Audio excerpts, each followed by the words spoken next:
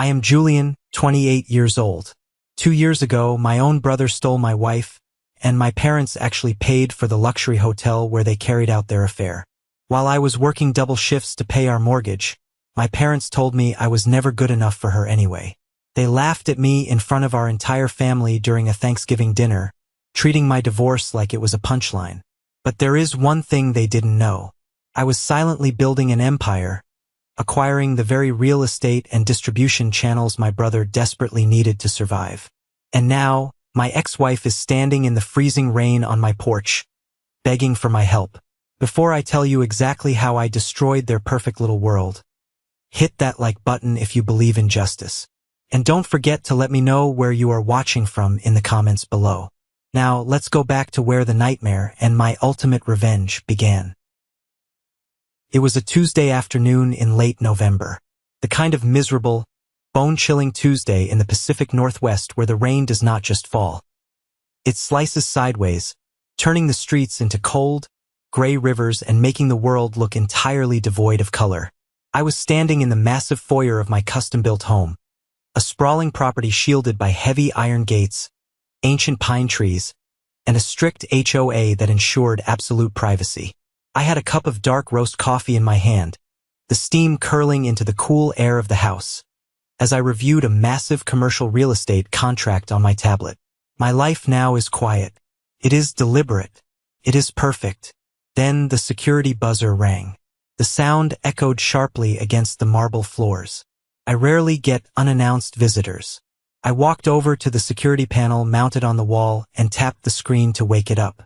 The high-definition camera feed flickered slightly through the heavy downpour, but the image was unmistakable. It hit me like a physical blow to the chest, stealing the breath from my lungs for a fraction of a second. Standing right outside my front gate, drenched to the very bone, was Chloe, my ex-wife. Her expensive designer trench coat, a coat I had purchased for her 3rd anniversary, gift by working overtime for 3 months straight, was soaked dark and plastered to her shivering frame. Her hair, which she used to spend hours styling every single morning, hung in wet, pathetic strands across her face. Her makeup was running down her cheeks in dark, muddy streaks. But the real shock, the thing that made my grip tighten on my coffee mug until my knuckles turned white, was not her sudden, tragic appearance.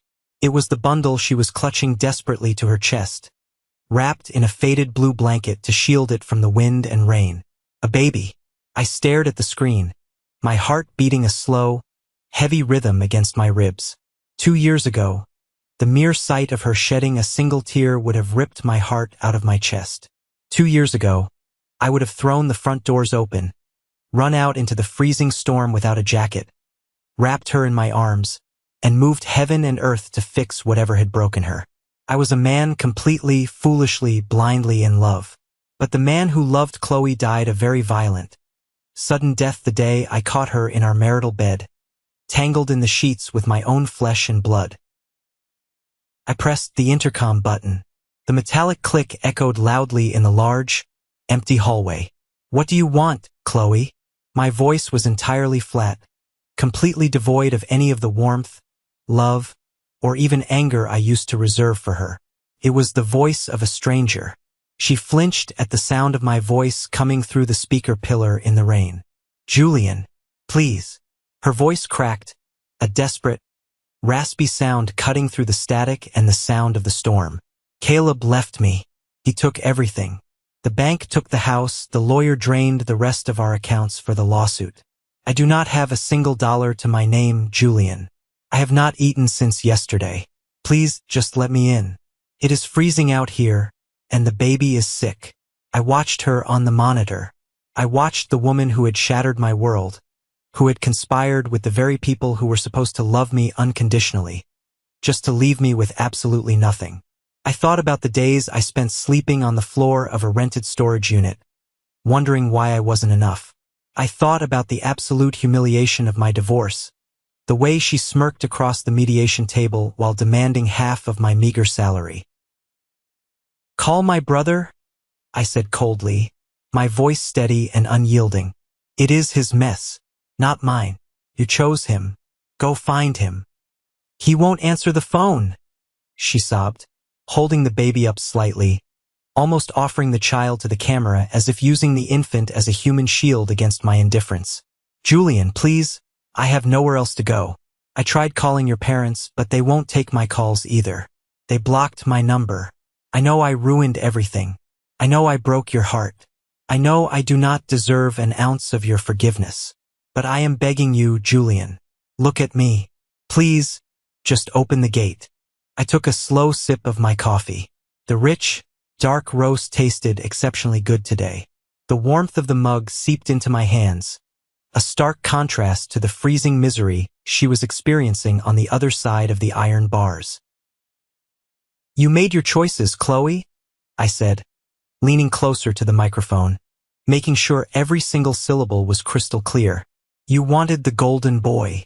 You wanted the fast cars, the high society parties, and the easy life. You threw me away like garbage to get it. Now the bill has come due and you have to live with the tab. Step away from my property right now, or I will call the police and have you arrested for trespassing. I took my finger off the button. I didn't wait to see her reaction. I didn't care if she fell to her knees and screamed my name to the heavens. I simply turned around, walked back into my warm, quiet living room, and sat down on my leather sofa to finish reading my contract. I didn't feel an ounce of guilt. I didn't feel a shred of pity. I felt nothing but a profound, absolute sense of peace. Because to understand why I could leave a weeping woman and a freezing baby in the rain without batting an eye, you have to understand the sheer magnitude of what she, my brother, and my parents did to me.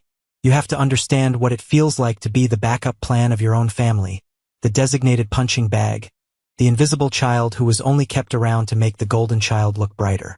You have to understand the years of psychological torture I endured before I finally snapped and decided to take everything from them. Growing up in my house, the rules were never explicitly written on the walls, but they were carved into the very foundation of my reality every single day. The dynamic was completely set in stone by the time I was old enough to walk. Rule number 1. Caleb is the priority, the king, the chosen one. Rule number 2. Julian is the afterthought, the burden, the shadow. My parents, Arthur and Helen, were not overtly abusive in the physical sense. They didn't hit me. They didn't lock me in closets or deny me basic meals. Their brand of abuse was much more insidious. It was a slow, steady, daily drip of neglect, comparison, and passive-aggressive cruelty that completely poisoned my self-worth over 2 decades. Caleb is 3 years older than me. From the moment he could form a sentence, he was the star of the show. He was the high school quarterback, the charismatic charmer, the boy who could talk his way out of a speeding ticket, manipulate his teachers into giving him extensions, and charm his way into any girl's heart. He was tall, athletic, and possessed this arrogant, entitled smirk that my parents tragically confused for genuine confidence and leadership. I was completely different. I was quiet, deeply observant, and fascinated by science, specifically chemistry and the complex chemistry of scent. While Caleb was out throwing wild house parties and trashing the family living room, I was locked in my bedroom mixing essential oils, trying to figure out how volatile top notes transitioned into grounding base notes to create a lasting fragrance. I wasn't causing trouble, but in my parents' eyes, I wasn't causing pride either. I was just taking up space. The financial divide was the most glaring, undeniable evidence of my standing in the family hierarchy. Let me give you a perfect example. When Caleb turned 18, my parents threw a massive celebration. They bought him a brand new sports car. I still remember the blinding glare of the sun off the pristine silver paint. They tied a massive, obnoxious red bow to the hood and invited half the neighborhood, all their country club friends, and our entire extended family over for a catered barbecue. They treated his entry into adulthood like the crowning of a prince. When I turned 18, there was no party. There was no car. It was a Tuesday. My mother handed me a $20 gift card to Walmart, patted me on the shoulder, and told me I needed to start looking for a part-time job to pay for my own gas if I expected to drive her 10-year-old minivan to school. I remember standing in the kitchen, holding that cheap piece of plastic, feeling a lump of humiliation so large in my throat I could barely swallow. When it came time for college, the disparity evolved from a gaping chasm into a total betrayal. My parents proudly announced at a Thanksgiving dinner, in front of all my aunts and uncles, that they had fully funded Caleb's prestigious business degree. They drained a massive chunk of their life savings and took out a second mortgage to ensure their golden boy wouldn't have a single dime of student debt weighing him down. They claimed it was an investment in the family's future. A few years later, I sat them down at that exact same mahogany dining table. I nervously slid an envelope across the wood. It was my acceptance letter to one of the top-tier chemical engineering programs in the country. I had worked tirelessly, pulling straight A's, just praying it would finally make them look at me with the same pride they reserved for Caleb. My father didn't even put down his newspaper. He glanced at the letter over his reading glasses, sighed heavily, and took a sip of his coffee. "That is nice, Julian," Arthur said, his tone flat and utterly dismissive. "But you know we spent the college fund on your brother. We are tapped out. You are going to have to take out student loans. Or maybe look into the local community college first. Chemistry isn't exactly a lucrative career path anyway." I didn't argue. I didn't scream. I had learned long ago that fighting for my parents' affection or resources was a losing battle that only resulted in me being labeled difficult and jealous. So I took out the massive loans. I worked the graveyard shifts at a local diner, serving drunk college kids pancakes at 3 in the morning just to pay for my textbooks. I ground my way through 4 grueling years of university, entirely on my own dime, fueled by a desperate need to prove them wrong. Then, during my senior year, I met Chloe. She was a marketing major. She was radiant, full of life, and had this infectious, loud laugh that made me feel like I was the most important person in the world. For a guy who had spent his entire life being invisible, her undivided attention was an addictive drug. I fell hard and fast. She made me feel seen. We dated for 3 years after graduation. When I finally landed a solid, respectable job as a junior formulator at a boutique fragrance house, I decided it was time. I used every penny of my meager savings to buy her the best diamond ring I could possibly afford. Our wedding was a modest, budget-conscious affair, mostly because I paid for the entire thing myself. My parents contributed absolutely nothing to the budget. In fact, Helen spent the entire reception walking from table to table, loudly complaining to my friends about the rustic venue, the quality of the catered chicken, and the absolute disgrace of not having an open bar. But the worst part of the night, the moment that should have been a massive red flag waving in my face, was Caleb. Caleb had recently launched a tech startup, funded entirely by a massive, high-interest loan my parents had foolishly co-signed for him. He strutted around my wedding reception wearing a custom Italian suit, acting like he was the groom. He commanded the room, loud and obnoxious. During the toasts, he stood up, grabbed the microphone, raised his glass of cheap champagne, and looked directly at my new wife. "To Chloe," Caleb announced, his voice booming over the speakers, echoing off the wooden rafters. A genuinely beautiful woman who somehow, against all logic, settled for the quiet guy in the corner.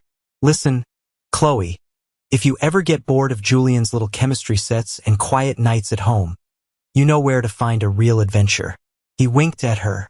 Half the room, mostly my family, laughed out loud. My parents actually beamed with pride at his charismatic joke. I sat there at the head table, my face burning with absolute humiliation, gripping the edge of the tablecloth beneath the table so hard my fingers ached. Chloe didn't defend me. She just giggled, a high, breathy sound, and patted my hand gently. Looking back now, with the clarity of hindsight, that little giggle should have been the first blaring siren indicating my life was about to be destroyed. The first 2 years of our marriage were an intense financial struggle. We bought a small, aging starter home in the suburbs, and the monthly mortgage payments ate up a massive chunk of my salary. I was working 60 hours a week, coming home exhausted, desperately trying to climb the corporate ladder and build a solid foundation for our future. Chloe worked as a receptionist at a mid-level real estate firm, but she absolutely hated it. She was obsessed with appearances and status. She spent hours every single night scrolling through social media, staring with deep envy at the luxury vacations, designer handbags, and flawless lives of influencers. Caleb just bought a new Rolex, she casually mentioned one evening over dinner, pushing her pasta around her plate with a fork. He posted a picture of it on a yacht. He says his startup is about to go public. It must be nice not to have to worry about clipping grocery coupons or checking the bank account before buying a pair of shoes. I swallowed the bitter taste rising in the back of my throat. We are building something real, Chloe. Takes time. Slow and steady wins the race. I am up for a promotion next quarter. I know, she sighed, checking her phone screen yet again. It just feels like we are always waiting for our life to actually start. Slowly, insidiously, Caleb started coming around our house more often. He would drop by unannounced on a Tuesday evening or a Saturday afternoon, claiming he was just in the neighborhood, on his way home from important business meetings. He always showed up wearing overpowering, expensive cologne, flashing his new watch, and bringing bottles of expensive imported wine that he knew I could never afford on my salary. He would sit right in the middle of my living room, completely dominating the conversation with wild tales of venture capital meetings and VIP parties, while Chloe sat on the edge of her seat, hanging on his every single word like he was a prophet. I told myself I was just being insecure. I told myself that my childhood trauma, the years of feeling inferior, was making me paranoid and deeply uncharitable.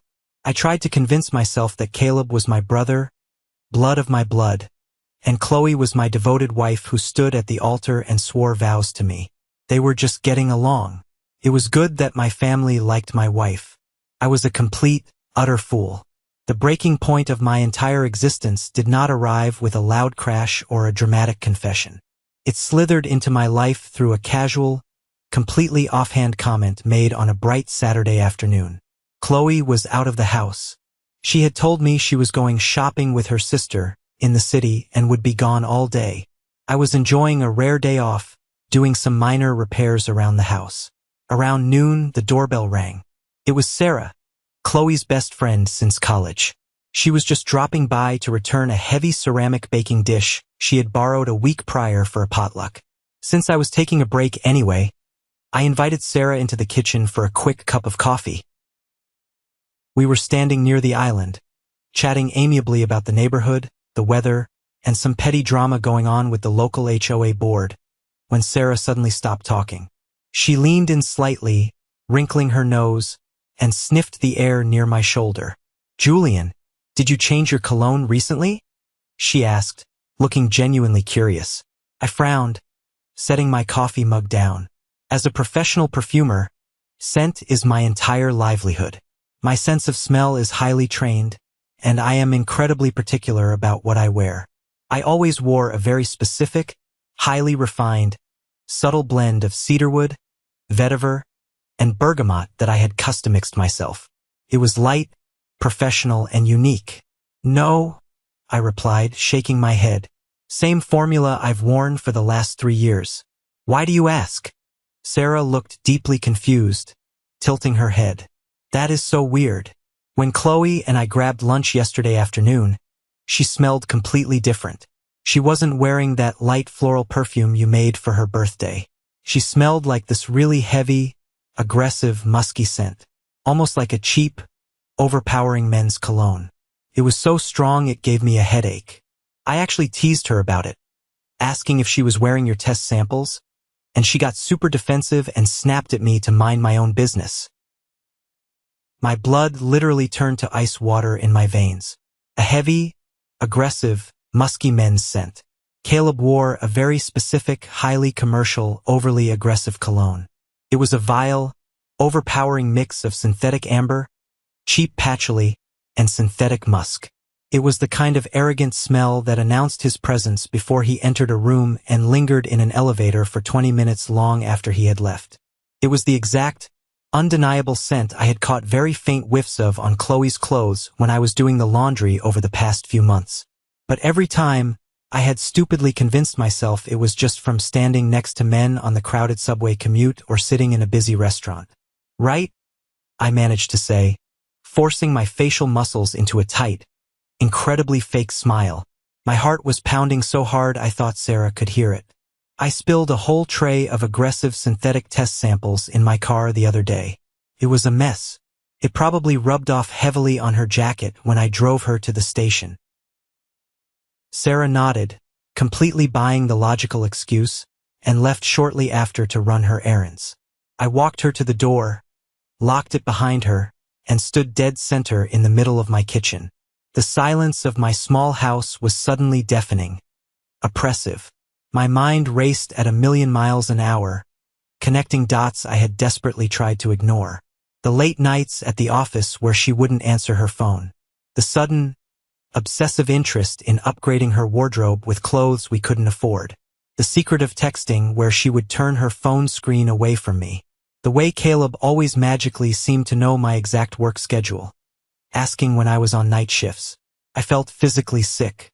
I gripped the edge of the kitchen counter, taking deep, shuddering breaths. I needed absolute proof. I refused to confront my wife and blow up my marriage based on a passing comment about a smell. If I was wrong, the accusation would destroy us anyway. But if I was right... 2 weeks later, the universe decided to stop playing games and handed me the definitive proof on a silver platter. I was scheduled to be in Chicago for a major, 3-day international fragrance expo. It was a huge opportunity for my career. My flight was booked for a Tuesday morning at 8 a.m. I kissed Chloe goodbye at 5 a.m. while she was still half asleep in bed, grabbed my luggage, and took an Uber to the airport. But an hour before boarding, while I was sitting at the terminal gate drinking overpriced coffee, my boss, Mr. Henderson, called my cell phone.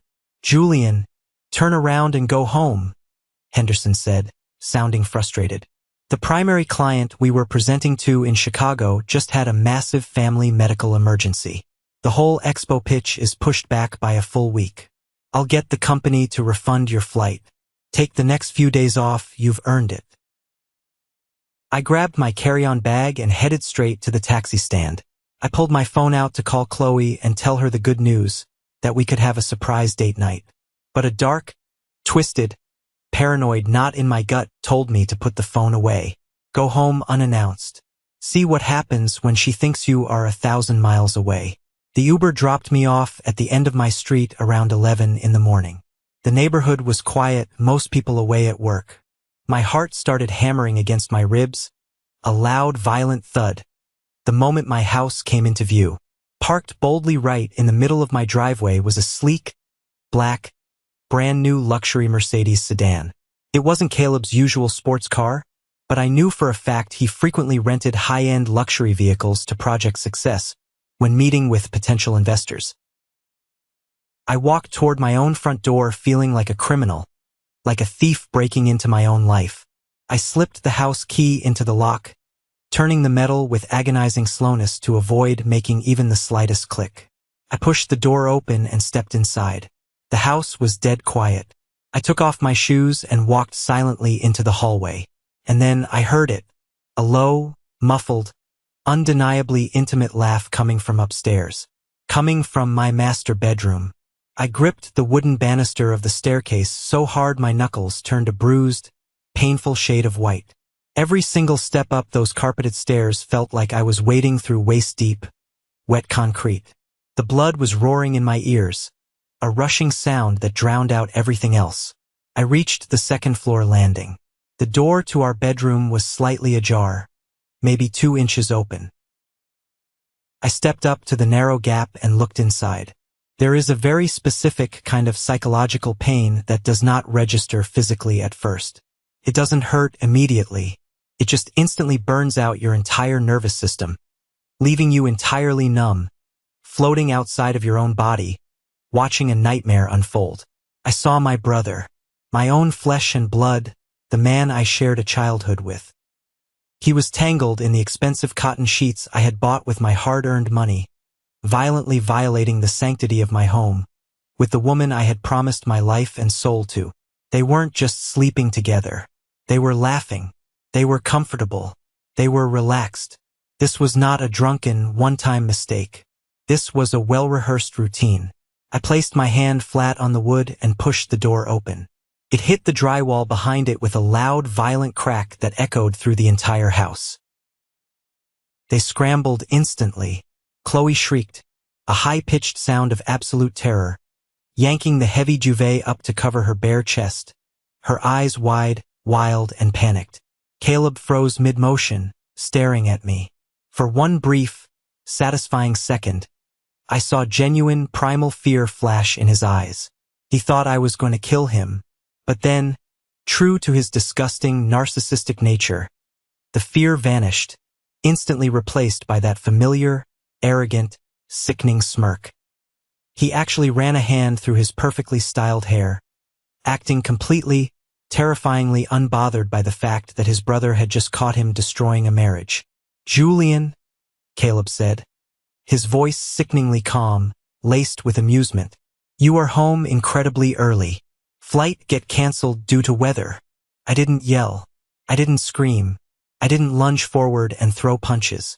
I felt a cold, terrifying, absolute calm wash over every inch of my body. It was the calm of a man who realized he had nothing left to lose.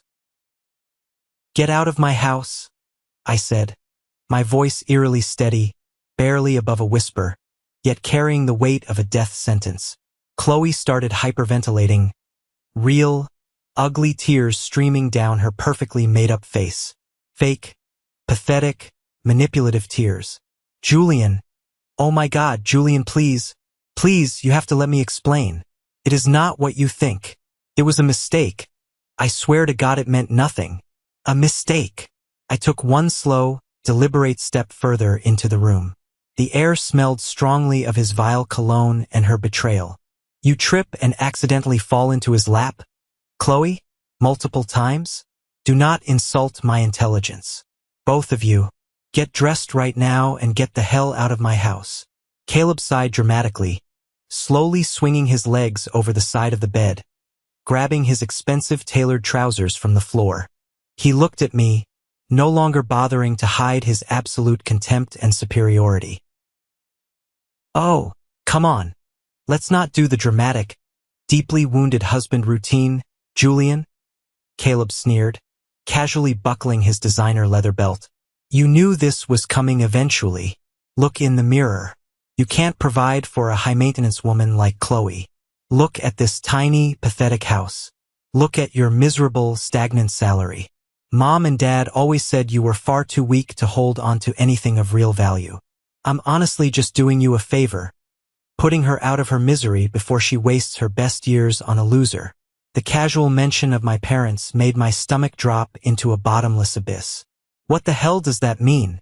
Mom and Dad?" Caleb laughed, a cruel, sharp, barking laugh that cut me to the bone. "You honestly think they don't know? Come on, Julian, don't be naive. They prefer her with me. They always have. Hell, Dad even joked over Thanksgiving drinks that I was finally upgrading the family gene pool by taking over." I slowly turned my head and looked at Chloe.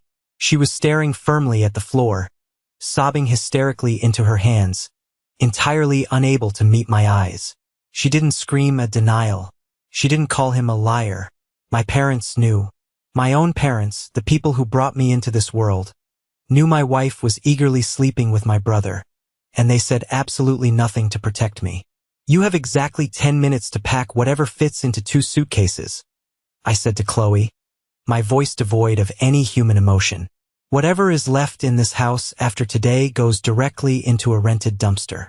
And Caleb, if I ever see your face near my property again, I won't just tell you to leave. I will break every bone in your body."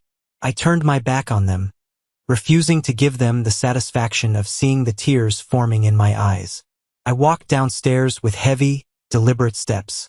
I sat in the living room, staring blankly at a dead television screen, listening to the frantic, panicked sounds of packing above me. When the front door finally clicked shut 20 minutes later, leaving me completely, utterly alone in the crushing silence, I didn't cry. I pulled my cell phone from my pocket, my hands shaking slightly, and dialed my mother's number. The phone rang 3 times before Helen answered.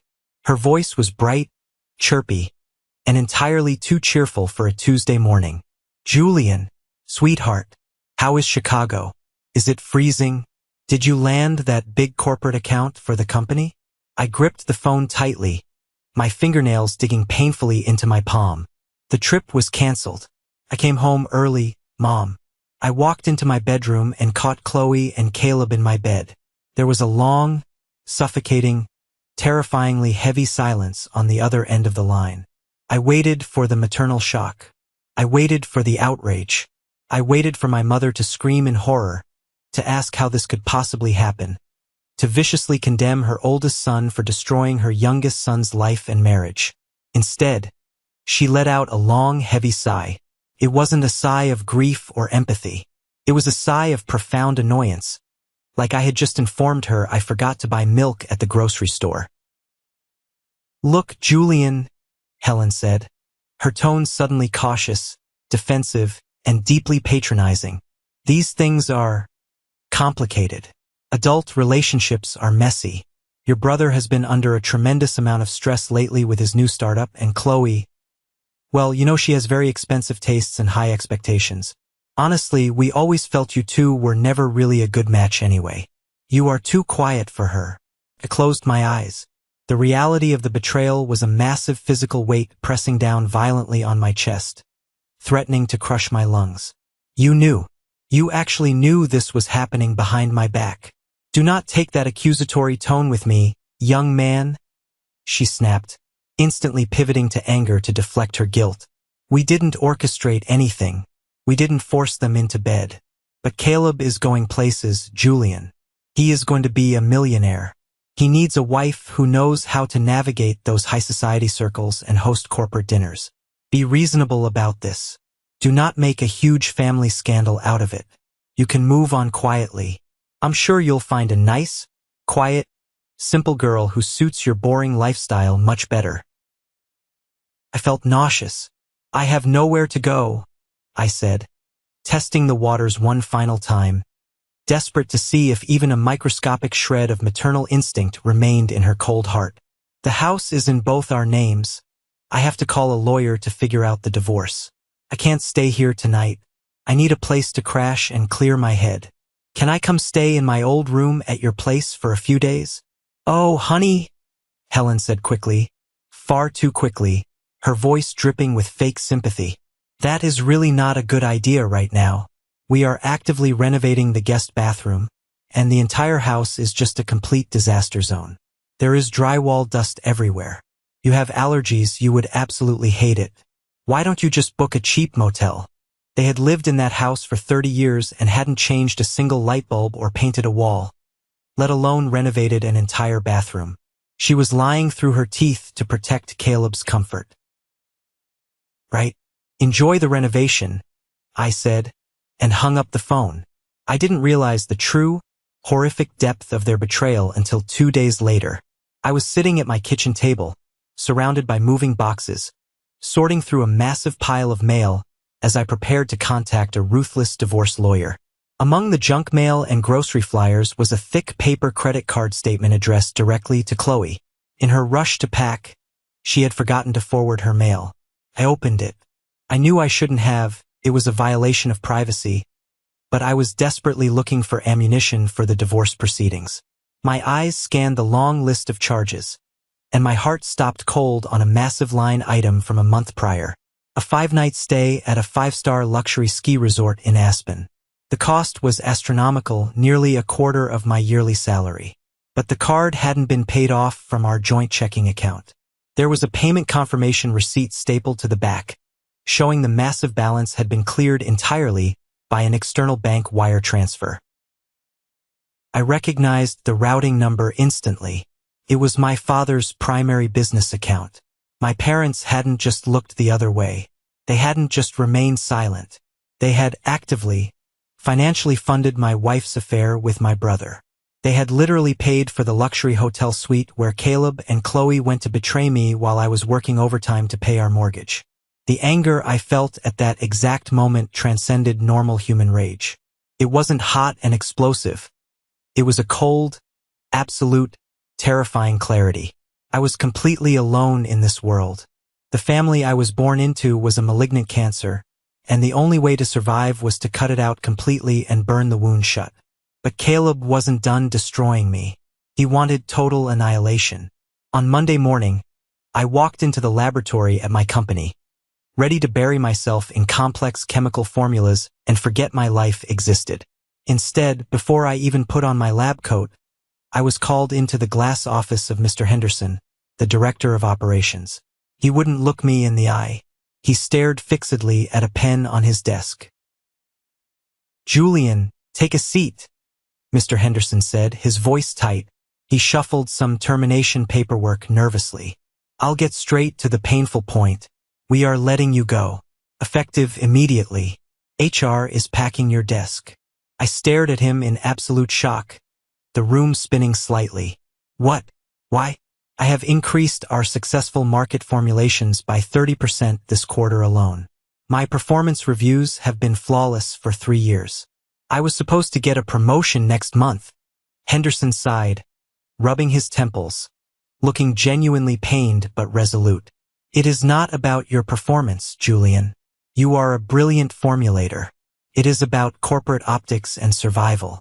We just secured a massive, multi-million-dollar investment from a major venture capital group to expand our manufacturing." He paused, swallowing hard. Caleb's venture capital group. He personally made it very, very clear to the board of directors that his firm will pull the funding entirely and publicly ruin our reputation if you remain on the payroll in any capacity. "I am so sorry, Julian. My hands are tied. It is strictly business." My own brother had used his startup's newly acquired capital to maliciously strong-arm my boss into firing me. He wanted me completely broken. He wanted me financially ruined. He wanted me begging on my knees for scraps. I left the corporate building carrying a small, pathetic cardboard box containing a mug and a few desk plants. I sat in my car in the parking lot and called David, my best friend since our freshman year of college. The guy who stood as my best man at my wedding. I needed a drink. I needed a couch to sleep on while I figured out the divorce logistics and applied for unemployment. David answered on the second ring, his voice low and hesitant. "Hey, Jules. Listen, man. I heard what happened with Chloe. It's wild. I'm so sorry. Can I come over, Dave? I just got fired." Caleb threatened Henderson. "I am losing my mind." David cleared his throat nervously, the sound of a coward preparing to run. "Actually, Julian, that is kind of what I wanted to talk to you about. Caleb reached out to me yesterday afternoon. He offered me a senior director position at his new tech firm. It's double my current salary, plus stock options. I can't really afford to be seen associating with you right now, man. If Caleb finds out I'm helping you, he'll pull the offer. You know how it is. I have a mortgage. I have kids." I didn't scream at him. I didn't beg. I just ended the call, staring blankly at the steering wheel. In the span of 5 agonizing days, I had lost my wife, my family, my career, my income, and my best friend.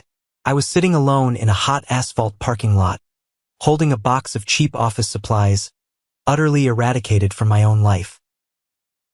They expected me to fold.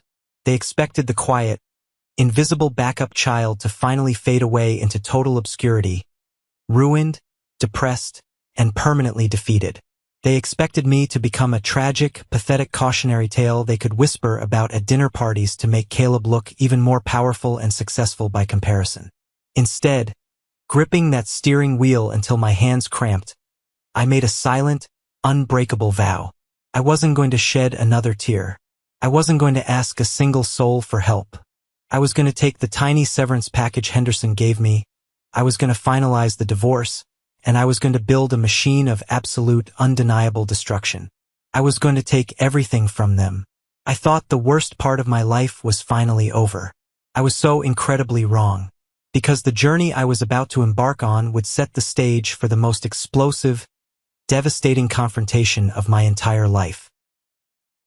The 2 years immediately following my divorce and my brutal termination from the only career I had ever known were, without a doubt, the darkest, most grueling and isolating days of my entire life. I took the pathetic, insulting severance check that Mr. Henderson handed me, combined it with the absolute pennies I received from selling my half of the marital home to my cheating brother, and I completely vanished from their world. I changed my phone number. I deleted all my social media. I blocked my parents' emails. I blocked Caleb. I blocked every single mutual friend or extended family member who dared to reach out on their behalf to tell me to be the bigger person. There was no bigger person anymore. There was only survival. I rented a freezing, windowless industrial unit in a rundown commercial real estate park on the absolute desolate edge of the city. There was no central heating. The concrete floor was perpetually damp, and the air always smelled faintly of motor oil from the mechanic shop next door. I slept on a cheap air mattress surrounded by massive plastic drums of ethanol, raw essential oils, and highly volatile synthetic aromatics. I poured every waking second, every ounce of my broken heart, and every fraction of my sanity into my craft. I was a man possessed by the singular, burning, obsessive desire to build a massive empire out of the ashes they had so casually left behind. I was going to create a luxury fragrance brand that would completely dominate the market. While I was freezing in a warehouse, wearing 3 layers of thrift store sweaters just to keep my hands steady enough to mix my formulas, Caleb was aggressively, shamelessly living the lie. Through the unavoidable industry grapevine, I heard exactly what was happening with his so-called brilliant tech startup. It was bleeding cash at an unprecedented rate. He had massively overpromised on his software capabilities to his board of directors and was actively facing a devastating lawsuit from his primary investors for breach of contract and financial negligence. But Caleb, being the ultimate textbook narcissist, doubled down on the grand illusion of success. He absolutely refused to cut his lavish lifestyle. He and Chloe were renting a sprawling luxury penthouse downtown that cost more per month than most people make in a year. He was driving a bright yellow Lamborghini that I knew for an absolute fact was leased at an exorbitant monthly rate he could not afford. He was desperately trying to fake it until he made it, aggressively networking, hoping to lure in a massive new round of venture capital funding before the entire house of cards collapsed and buried him. My parents, completely blind to his impending financial ruin and dazzled by the leased supercar, continued to parade him around their country club as the ultimate American success story. They bragged to anyone who would listen about their genius golden boy, completely erasing my existence from their narrative. My breakthrough did not happen with a loud explosion. It came quietly, and then all at once, like a tidal wave. I spent 12 agonizing months perfecting a highly complex, aggressively masculine fragrance line. It utilized incredibly rare, ethically sourced oud wood, dark amber, and a specifically smoked vanilla note. It was sophisticated, it was dark, and it was utterly intoxicating. Smelled like raw power and old money. I managed to negotiate a deal to get a very small batch of 50 bottles into a high-end, highly exclusive independent boutique in Los Angeles. A week later, Evelyn, a highly respected lifestyle and grooming blogger with millions of affluent, dedicated followers, walked into that specific boutique. She bought a bottle as an anniversary gift for her husband. 2 days later, she posted a glowing, highly emotional 10-minute video review calling my creation the most revolutionary, captivating men's scent of the decade. My business phone did not stop ringing for 3 consecutive months. Wholesale orders flooded in faster than I could physically mix the compounds. I took the initial profits and hired a brilliant, hungry young assistant named Noah, who had a mind for logistics. We scaled up aggressively. I moved out of the freezing warehouse and purchased a massive, state-of-the-art manufacturing facility outright. I didn't just build a brand. I systematically built an entire supply chain to ensure nobody could ever cut me out of the market again. And during this incredible, dizzying rise to the top, I met Isabella. She was the lead corporate supply chain logistics manager for one of my primary European glass bottle distributors. Where Chloe was superficial, demanding, and obsessed with status, Isabella was sharp, intensely loyal, fiercely intelligent, and completely grounded in reality. She learned about my past. She knew about the brutal betrayal, the divorce, the family abandonment. Instead of judging me or offering empty platitudes about forgiveness, she stood shoulder to shoulder with me in the corporate trenches. She helped me optimize my operations, negotiate massive shipping contracts, and build my fortress brick by brick. We became inseparable, bound by mutual respect and an undeniable, deep connection. By the end of the second year, my independent company was evaluating a massive, life-changing acquisition offer from a global luxury retail conglomerate headed by a man named Marcus. Marcus was a titan in the industry, a ruthless but fair billionaire who controlled the high-end distribution channels of the world's most elite brands. After months of grueling negotiations with a team of high-powered lawyers, we finally closed the deal. It made me incredibly wealthy. Wealthy enough that my old corporate salary looked like absolute pocket change. Wealthy enough to ensure my future children would never have to worry about a college fund. To officially celebrate the partnership and launch the brand globally, Marcus insisted we throw a massive, highly exclusive gala at the city's most prestigious museum of modern art. It was a strict invitation-only event for the absolute elite of the city. Angel investors, politicians, A-list celebrities, and top-tier financial media. This is exactly where the trap was set. Through my new, extensive corporate network, I knew Caleb's tech firm was on absolute life support. He was drowning in debt and desperately hunting for a corporate buyer. Specifically, he was looking for a massive retail distribution network to acquire his struggling logistics software to save him from bankruptcy. I also knew he had been begging Marcus's conglomerate for a simple 5-minute meeting for 6 months and getting completely ignored. So I pulled a string. I personally made sure Caleb received a VIP golden ticket invitation to the gala. I also sent physical, wax-sealed invitations to my parents' small apartment. I wanted them all in that room. I wanted them to walk blindly into the lion's den, completely intoxicated by the glamour, entirely unaware of exactly who owned the pride they were walking into. The night of the gala was electric. The museum was shut down to the public and bathed in soft, expensive amber lighting. Classical music echoed through the halls. Waiters in impeccably tailored tuxedos carried silver trays of vintage champagne that cost more than my first car. The air smelled strongly of expensive floral arrangements and the deep, rich notes of my signature fragrance. I was standing near the top of the grand marble staircase, wearing a custom-tailored bespoke suit imported from Milan, holding a crystal glass of sparkling water. Isabella was standing next to me, her hand resting gently on my arm, looking absolutely breathtaking in a sleek, elegant black evening gown. At exactly 8 o'clock they arrived. I watched from the shadows of the balcony as the heavy glass front doors opened. Caleb walked in first. He was wearing a flashy, overly tailored velvet jacket that screamed of financial desperation and a desperate need to be noticed. Chloe was clinging tightly to his arm, heavily pregnant, wearing a designer dress that barely fit her swelling figure. Her eyes were darting frantically around the room, desperately cataloging the immense wealth, the jewelry, and the power surrounding her. My parents trailed right behind them. Arthur and Helen looked completely out of place, clutching their cheap coats, visibly intimidated by the sheer scale of the billionaires in the room.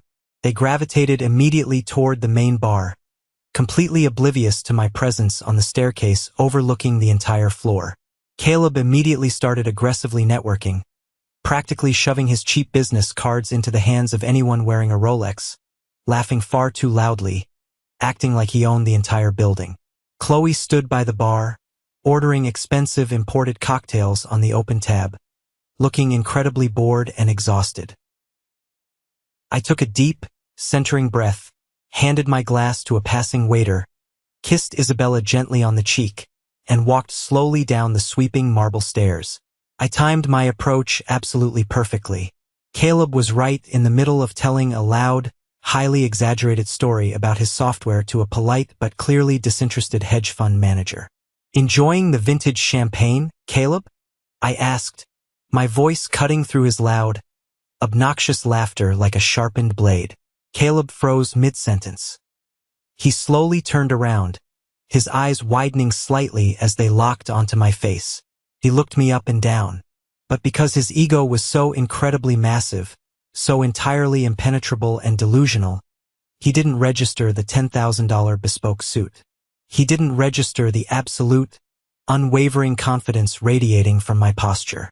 He looked at the prestigious venue, looked at me, and his narcissistic brain automatically jumped to the most insulting, demeaning conclusion possible to protect his fragile reality. "Julian," Caleb laughed, a harsh, incredibly mocking sound. He turned back to the hedge fund manager with a wide grin. "This is my little brother. I haven't seen him in years. Wow, Julian, are you working the catering staff tonight? Or did Marcus just hire you to stand by the front door and check coats for the real guests? Hey, no shame in honest work. It's good to see you finally have a steady job after you got fired. A steady salary is important when you're starting over from nothing." Chloe turned around, her jaw dropping slightly. She looked at me, taking in my immaculate appearance, a flicker of genuine, terrifying confusion crossing her face. My parents, hearing the loud commotion and recognizing my voice, hurried over from the buffet table. Helen gasped loudly, putting a dramatic hand over her chest. "Julian, what on earth are you doing here?" Helen demanded, her voice hushed but venomous, looking around nervously as if my mere presence was a contagious disease that was going to embarrass them in front of the elite. "This is a highly exclusive corporate event. Did you sneak in through the kitchen? Please tell me you aren't going to cause a dramatic scene. Caleb is trying to secure a very important, life-changing meeting with investors tonight. Do not ruin this for him because you are still bitter about the divorce." I looked directly at my mother, the woman who boldly lied about a bathroom renovation to keep her homeless, devastated son out of the freezing rain. I looked at my father, the man who quietly wired thousands of dollars to fund the total destruction of my marriage. "I am not working the catering, Caleb," I said, my voice dangerously calm, devoid of any anger, only absolute certainty. "And I did not sneak in through the kitchen, Mom. I am exactly where I am supposed to be." Caleb rolled his eyes dramatically, taking a large sip of his drink and shaking his head. "Right? Sure you are, buddy. Listen, Jules, I really don't have time to entertain your pathetic underdog complex tonight. I am waiting for Marcus, the billionaire CEO of this entire operation. We are actively discussing a multimillion-dollar software acquisition that will secure my legacy. So why don't you be a good little brother, run along to the kitchens, and fetch me a fresh plate of crab cakes? And maybe grab some napkins. My pregnant wife spilled her drink on the bar." He smirked at me. It was that exact same sickening, arrogant, deeply cruel smirk from the day I caught him in my bed. He felt entirely invincible. He was standing in a room full of billionaires, convinced he was exactly one handshake away from joining their ranks, and completely convinced I was nothing but the dirt to be scraped off his expensive Italian leather shoes. He had absolutely no idea that he had just walked blindly, arrogantly, and directly into the dead center of the minefield. And I held the detonator. The ambient, buzzing noise in the crowded museum seemed to fade into a dull, distant hum in my ears. I stood perfectly still, my posture completely relaxed, letting Caleb's pathetic insults hang in the heavy air between us. I wanted him to feel the absolute, dizzying peak of his arrogance. I wanted him to climb as high as he possibly could up that ladder of delusion before I completely shattered the rungs beneath him. Suddenly, a sharp, incredibly commanding voice rang out over the main high-fidelity speaker system, echoing powerfully off the high, vaulted ceilings of the museum. "Ladies and gentlemen, esteemed guests, if I could please have your undivided attention near the main stage." The massive crowd murmured in anticipation and began to shift naturally toward the center of the room, where a brightly lit platform had been erected in front of a priceless modern art installation. Caleb puffed out his chest, aggressively adjusting his velvet lapels and clearing his throat. "That's Marcus," Caleb said, turning to Chloe with a greedy, feverish gleam in his eye. "He completely ignored me. Watch and learn, Julian. Pay attention. This is how real corporate business is done by the big players." Caleb confidently, almost aggressively, pushed his way through the crowd of billionaires and socialites, dragging Chloe by the hand and waving for my parents to follow him closely toward the absolute front of the stage. He wanted to be seen. I followed them slowly at my own measured pace. Isabella emerged from the crowd and slipped her warm hand seamlessly into mine. We stood just to the side of the main platform, partially obscured by a massive, extravagant floral arrangement, waiting in the wings. Marcus stepped up confidently to the microphone. He was an older, incredibly distinguished man with silver hair and a meticulously tailored charcoal suit that commanded absolute authority. The entire room of powerful people fell completely, respectfully silent. "Thank you all for joining us tonight in this truly magnificent venue," Marcus began, his voice smooth, powerful, and deeply resonant. "Tonight is not just a standard corporate celebration of luxury goods. It is a celebration of immense resilience, of unapologetic brilliance, and of relentless, game-changing innovation. For the past year, our global conglomerate has been searching extensively for a brand that truly understands the complex modern market. We were looking for a brand built not on inherited wealth, not on empty venture capital promises, and certainly not on corporate theft, but on absolute, undeniable raw talent." I watched Caleb from my vantage point. He was nodding along in the very front row, a massive, arrogant grin plastered across his face. He looked incredibly smug, entirely and utterly convinced that Marcus was speaking generally about the aggressive business principles Caleb falsely claimed to possess. He thought this was his moment. "We found that rare talent," Marcus continued, a slight, knowing smile playing on his lips as his eyes scanned the crowd. "We recently finalized an enormous acquisition and partnership deal that will completely, fundamentally reshape our global fragrance and grooming division for the next decade. But that is not all.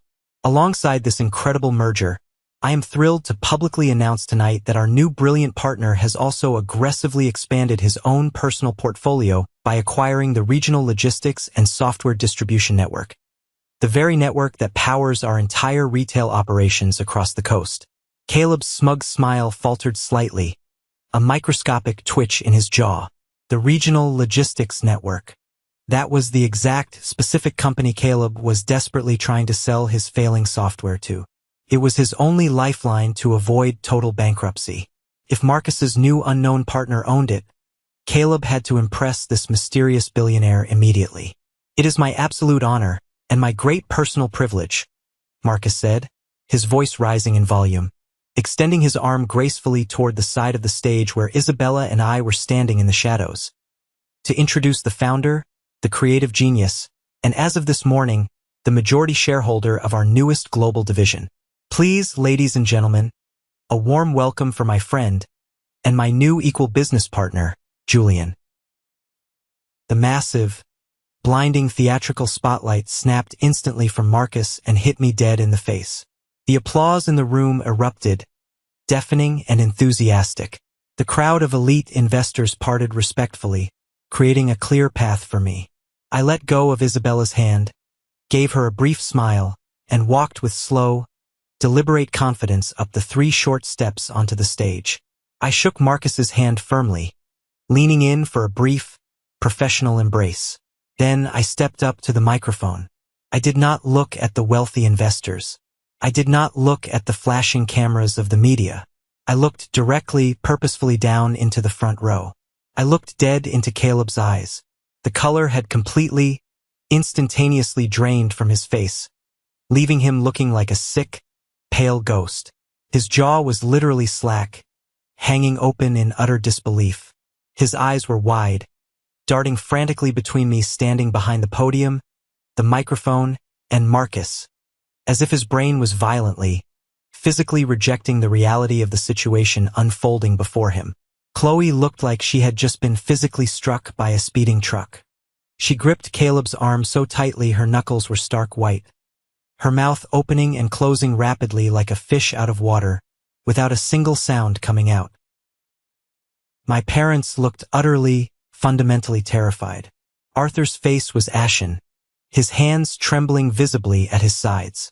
Helen was shaking violently, staring up at me as if I were a vengeful demon that had returned from the absolute depths of hell to demand their souls. "Thank you, Marcus, for that incredibly generous introduction," I said into the microphone, my voice perfectly steady, amplified with crystal clarity across the massive room. It is truly incredible to stand here tonight among so many titans of industry. Building this empire was not an easy journey. Exactly 2 years ago, I lost absolutely everything. My career, my home, my entire financial foundation, and my marriage. I was told repeatedly by the very people closest to me that I was weak. I was told I could never provide for a family. I was told that my passions were worthless and that I was nothing more than a backup plan. I saw Caleb physically shrink back into the dense crowd. He was sweating profusely now, the arrogant facade completely shattered into a million irreparable pieces. But during those dark days, I learned a very valuable, fundamental lesson about corporate investments. I continued, my eyes locked onto my trembling brother, ensuring he felt every single word like a physical blow. I learned that you should never, ever invest in toxic, bad assets. For example, overvalued, poorly managed tech startups built entirely on predatory bank loans, massive ego, and stolen ideas. In fact, as the new owner of the regional logistics network, my very first executive decision this afternoon was to permanently and irrevocably terminate all acquisition talks with a failing local firm that has been begging us for a financial bailout. The crowd went dead silent. The tension was palpable.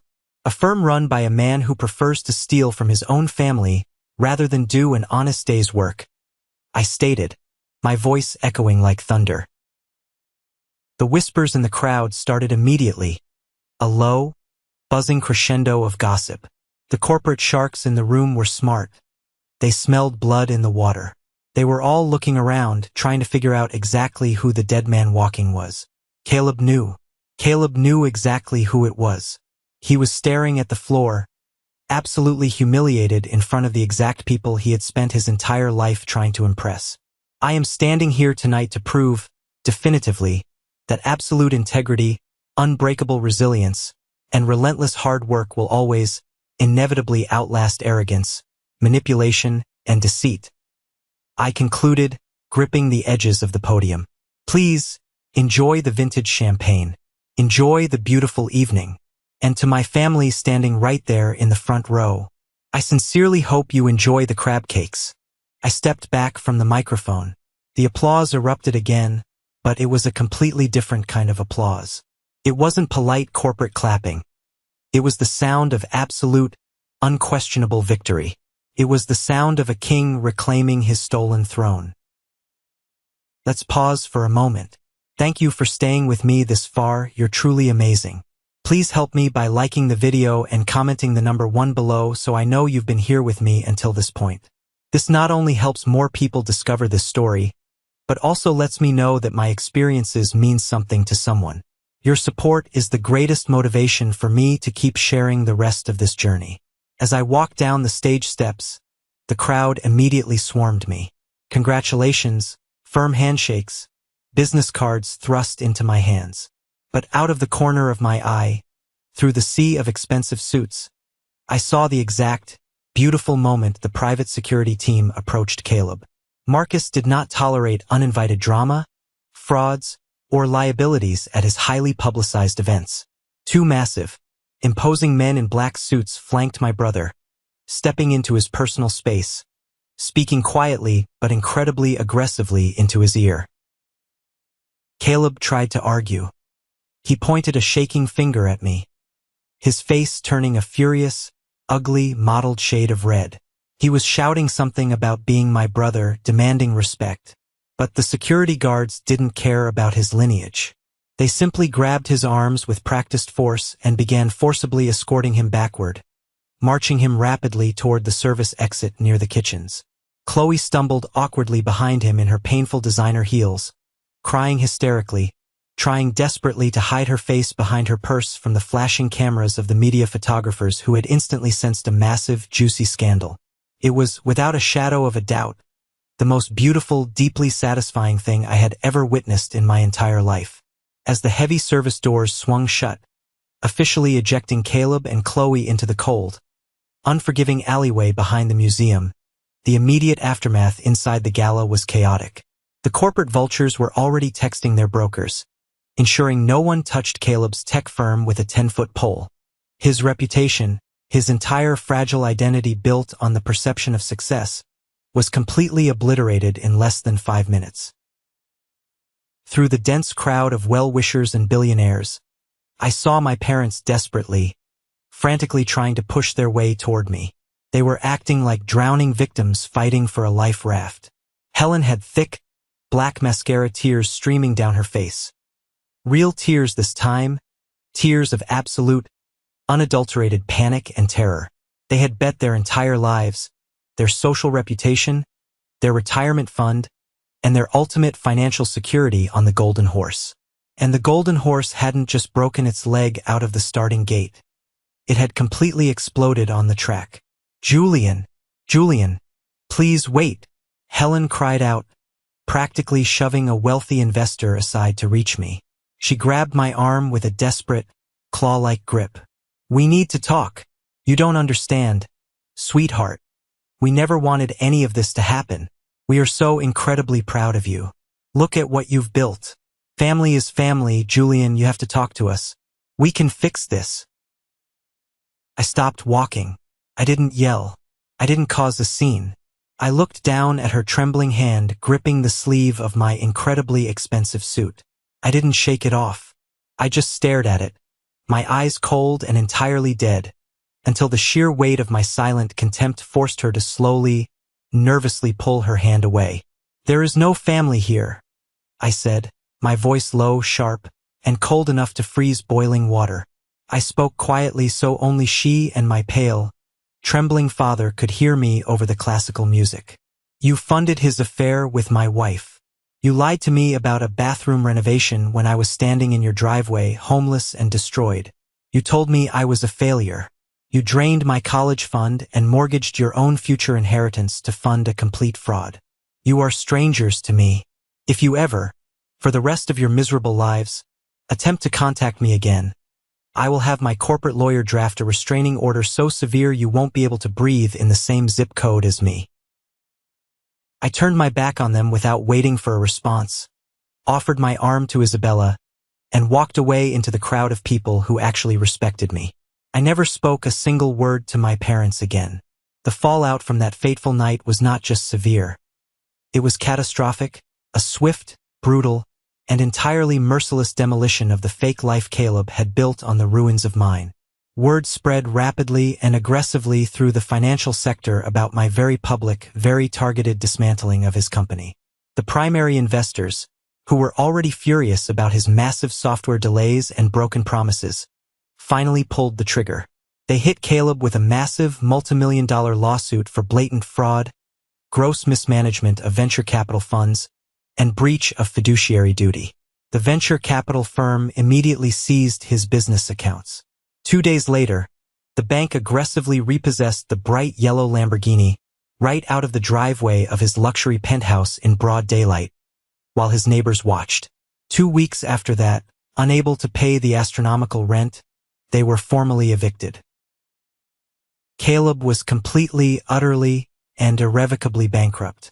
But the universe, it seemed, wasn't quite finished dispensing poetic justice. The true, absolute, mind-bending irony of the entire situation came crashing down on him about a month later, a final nail in the coffin of his ego. When the venture capital money dried up and the luxury lifestyle vanished overnight, Chloe's supposed undying loyalty to the better brother evaporated instantly. She didn't sign up for poverty. She signed up for the illusion of limitless wealth and country club dinners. She packed her designer bags and left Caleb sitting alone in a cheap, depressing, roach-infested motel room on the outskirts of the city. But before she walked out the door, she dropped the ultimate world-shattering bombshell. The baby she was carrying, the child Caleb had proudly paraded around as his heir, wasn't his. During the frantic, highly stressful months when Caleb's business was quietly failing and he was taking his intense financial anger out on her behind closed doors, Chloe had sought comfort exactly the way she always did, by finding someone with a significantly larger bank account. She had been secretly sleeping with one of Caleb's older, married, extremely wealthy angel investors. The baby was the undeniable product of that affair.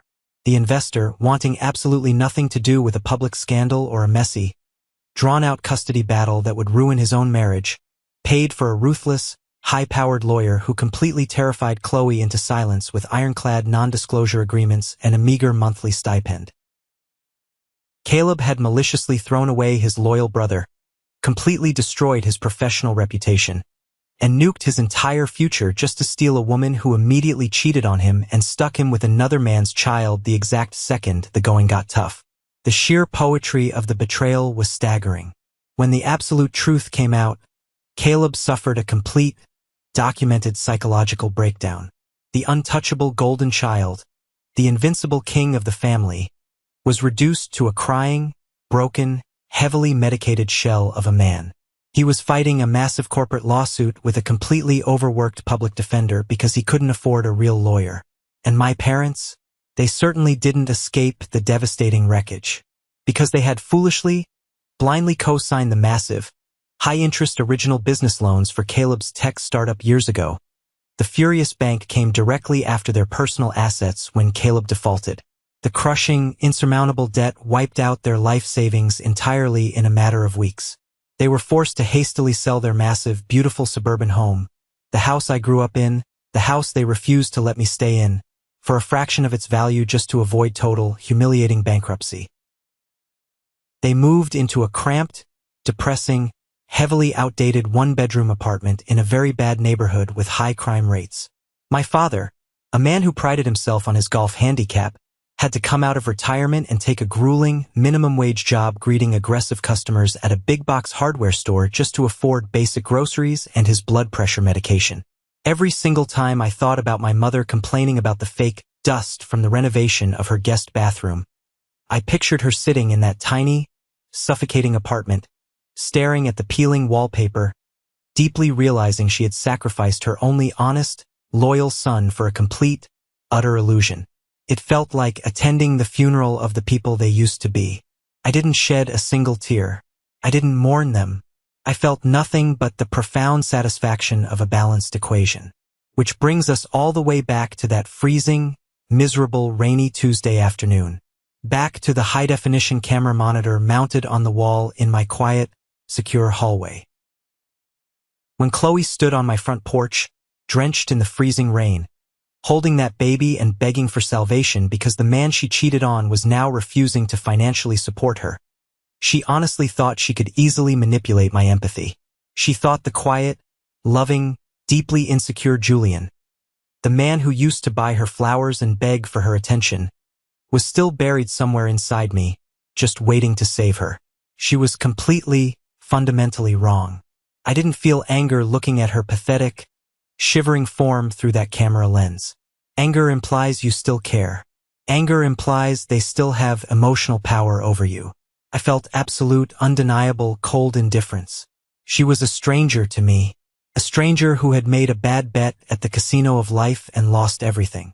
I left her out there in the rain. I didn't hesitate. I walked back to my comfortable leather sofa, picked up my tablet, took a sip of my hot, rich coffee, and calmly finished reading my commercial real estate contract. 10 minutes later, I watched on the secondary cameras as my private security guards politely but firmly escorted her off the property line, threatening to call the police if she returned, and put her in a cab that I did not pay for. I never saw her face again, and I never cared to find out where she went. Today, my life is completely, utterly unrecognizable from the terrifying nightmare I lived just 2 years ago. I am not just surviving. I am thriving on a level they could never even comprehend. My company is an international powerhouse in the luxury market. We just opened our massive, multi-level flagship retail store in London, and we are expanding into the Asian markets next quarter. But the money, the bespoke suits, the exotic cars, the massive gated house, those are just the loud, superficial byproducts of my success. The true, profound success is the absolute peace I feel when I wake up in the morning. The quiet in my mind. Last spring, Isabella and I got married. It wasn't a massive, stressful, chaotic event designed to impress people we didn't care about or to secure corporate deals. We flew to a small, breathtakingly private historic villa in the rolling hills of Tuscany, Italy. It was incredibly intimate. It was just us, her loving and supportive parents, my fiercely loyal assistant Noah, and a very small, tightly knit circle of close friends who had stood by me when I was sleeping on a freezing warehouse floor eating ramen noodles. As I stood there under the warm Italian sun, looking at Isabella, a woman of absolute integrity, fierce loyalty, and profound kindness, I had a moment of profound clarity. I realized that the worst, most devastating thing that had ever happened to me was actually the greatest, most necessary gift the universe could have possibly provided. Caleb didn't steal my wife. He took out the trash. He removed a parasite from my life that would have drained me dry. My parents didn't abandon me. They freed me. They freed me from a lifetime of desperately trying to please people who were fundamentally, psychologically incapable of loving me for who I was. They tried to bury me in the dirt, completely unaware that I was a seed. Through this excruciating journey, I learned the hardest truth of all. Family is not defined by blood. Blood is nothing more than a biological accident of geography. True family is defined by mutual respect, by unwavering loyalty, and by the people who stand with you in the trenches when the entire world is actively trying to tear you down. Setting absolute, unyielding boundaries with toxic people is not an act of cruelty. It is the ultimate, most necessary act of self-preservation. You cannot heal in the exact same toxic environment that broke you, and you absolutely cannot save people who are actively, maliciously trying to drown you just to keep themselves afloat. You have to let them sink. I built a massive, impenetrable fortress, not just of stone, steel, and corporate wealth, but of deeply held personal standards. I no longer tolerate disrespect in any form. I no longer accept the bare minimum from anyone who claims to care about me. I am no longer the backup plan, the afterthought, or the punching bag. I am the sole architect of my own life, and the foundation is finally solid. And if there is anyone out there watching this video right now who is currently sitting in the cold, dark shadow of a golden child, anyone who is being constantly manipulated, belittled, gaslit, or betrayed by the very people who share their last name and their DNA, hear me clearly now. Walk away. You owe them absolutely nothing. You do not owe them your sanity, your finances, or your future. Take your immense pain, channel that absolute, burning rage, and use it as fuel to build something so massive, so undeniably, terrifyingly successful, that it casts a permanent, unavoidable shadow over their entire pathetic existence. The best revenge is not engaging in screaming matches, writing angry letters, or having dramatic confrontations. The absolute best revenge is massive, undeniable success, followed by total, permanent, deafening silence. Let them watch you shine from the absolute bottom of the pit they dug for themselves. Have you ever faced something similar with your own toxic family? Have you ever had to make the agonizing decision to cut ties with the people who were supposed to protect you? You are not alone. Share your story in the comments below. Let's build a community of survivors. And don't forget to like and subscribe so you don't miss the next journey. Stay strong, protect your peace, and never let anyone make you a backup plan.